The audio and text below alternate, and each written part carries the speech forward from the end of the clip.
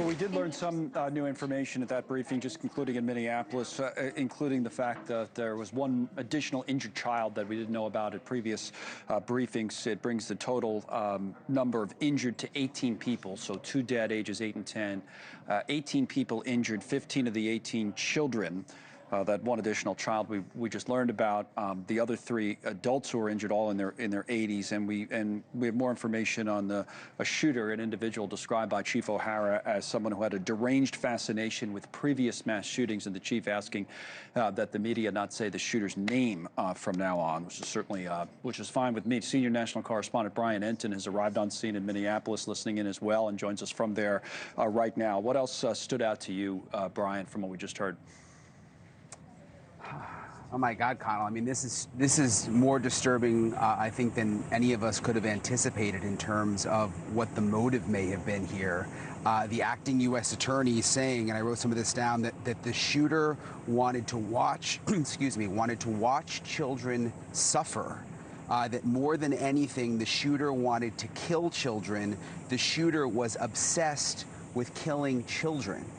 And basically, they went on to explain that in his writings, and there's apparently hundreds of pages of writings that they have uncovered, not only through the manifesto that was on YouTube, which we've been looking over, but they also did search warrants at several residences here in Minneapolis and have hundreds of pages that they're going through. And they say that he expressed hate toward almost every group imaginable. They said black people, Mexican people, Christian people, Jewish people.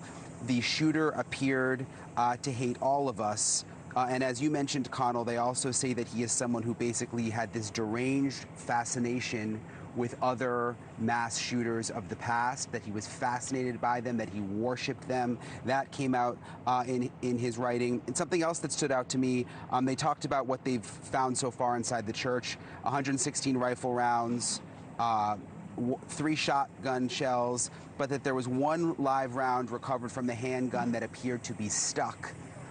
So sort of making the point that this could have been much worse, but apparently the handgun jammed.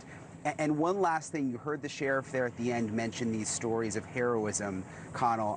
We're hearing a story today, and there's many like this, but when you talk about little kids, there was one child, one little boy, who shielded his friend during the mass when the shooting started to protect his friend, and ended up getting shot with a shotgun in the back.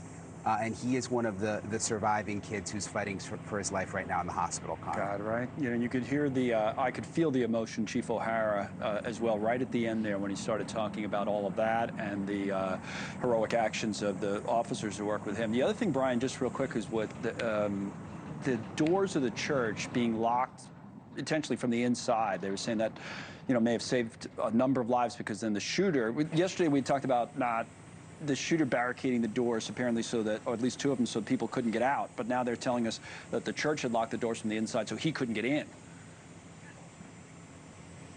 Yeah, so basically they were explaining that I guess it's protocol at this church, right, that during Mass with these kids, and remember, this was the 2nd day of school, during Mass, the staff would lock the doors.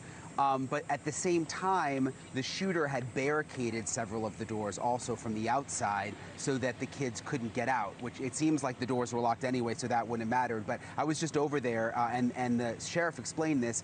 He shot through these very narrow, like the windows are just about this wide, like, you know, the church windows that you see on the side of a church. He shot through those windows, so he likely wasn't even able to see the kids. He shot these kids without even being able to see them, just going window to window to window, knowing that those windows lined up with the pews. Well, that's what you know, as bad as it was, I mean, he was shooting in blind. So the idea that, you know, if it had got in the church itself, how bad this could have been, and it was terrible as it stands. We'll come back. Brian Enton is there on scene in Minneapolis. Thank you for watching. Subscribe below and download our NewsNation app right now on your phone, and you will get fact-based, unbiased news for all Americans.